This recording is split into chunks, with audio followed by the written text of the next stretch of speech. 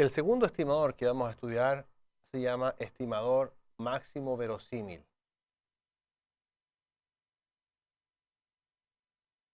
Debería llamarse el estimador más probable, ¿ya? Pero se llama verosímil porque tradujeron del inglés likelihood, que significa probable. Pero como ya hay una función de probabilidad acá, no le podemos poner máximo más probable, más verosímil. Más verosímil significa creíble. ¿Okay? Entonces, este estimador se basa en un principio que enunció Fisher, Ronald Fisher, que fue un genetista inglés que dio los fundamentos de la verosimilitud, que necesitaba la matemática para su experimento. Entonces, él desarrolló la teoría de la verosimilitud. Y lo que nosotros tenemos, entonces, es una muestra aleatoria, x1, x2 hasta xn. Esta es una muestra aleatoria IID proveniente de la familia con parámetros desconocidos, donde este parámetro hacemos énfasis que está en un espacio paramétrico. Entonces lo que nosotros definimos es la función de verosimilitud. ¿Ya? La función de verosimilitud. Esta función de verosimilitud es una función bastante simple porque la definimos así para enfatizar que depende de teta, pero en realidad es una función que depende de teta y de x y de toda la muestra, y no es otra cosa que la densidad conjunta del vector x1 hasta xn teta. Entonces eso sí lo conozco, porque nosotros en vectores aleatorios vimos esa función, pero no hicimos énfasis en el hecho de que esta función depende de un parámetro. Pero es la misma función de conjunta de probabilidad de todo este vector. Y todo ese vector lo ponemos, toda esa muestra la ponemos en un vector y le llamamos así.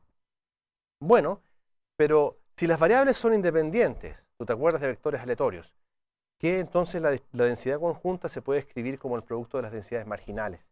Así que eso se puede escribir como el producto de igual 1 hasta n de f de x sub i, teta.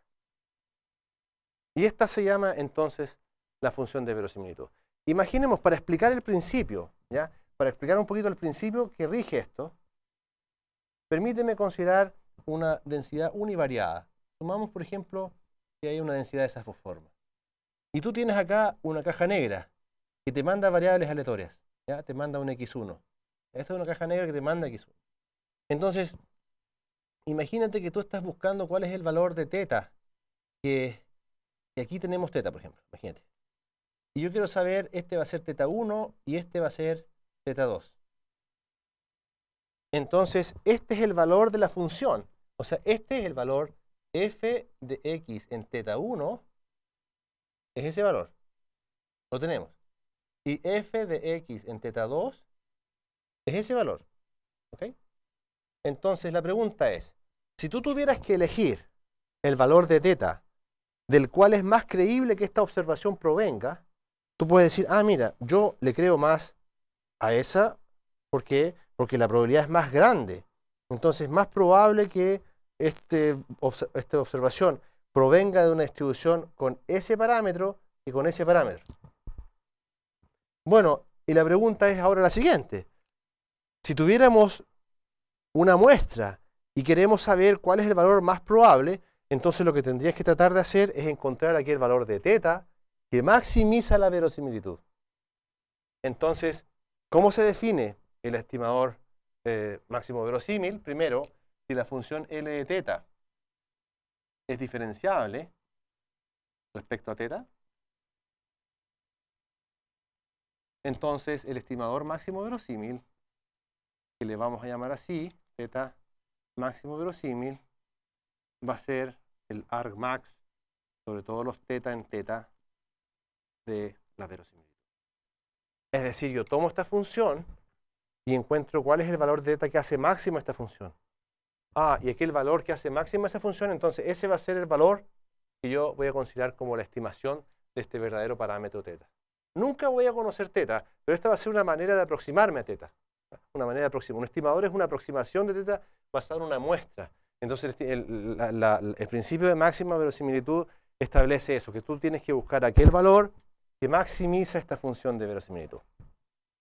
Quiero hacer algunas observaciones. Por ejemplo, si tú tienes ahora que el parámetro θ es un vector.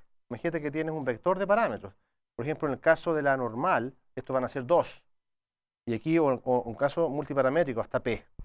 Entonces, en ese caso, el estimador máximo verosímil se encuentra, digamos, al resolver lo que tendrías que plantear. Entonces, si la función es diferenciable, la función de verosimilitud, entonces lo que tendrías que tratar de hacer es resolver que el gradiente de L de θ es igual a 0.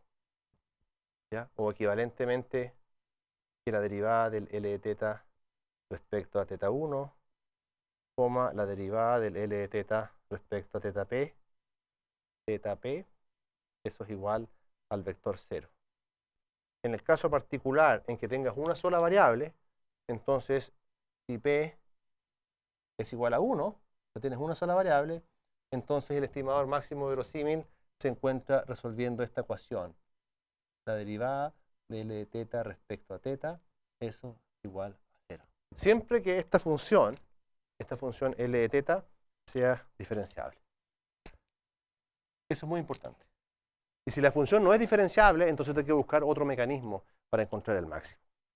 Esa es la observación 1. La observación 2 es una observación muy sencilla. A esta función L pequeña de θ se define como el logaritmo natural de la L grande de θ. ¿Ok? Y esta función se le llama función de log verosimilitud. ¿Ya? Esto entonces se llama la log verosimilitud. ¿Y por qué uno considera esta función? Simplemente por el hecho de que la función logaritmo es una función 1 a 1. Y todas las funciones 1 a 1 preservan los máximos y los mínimos.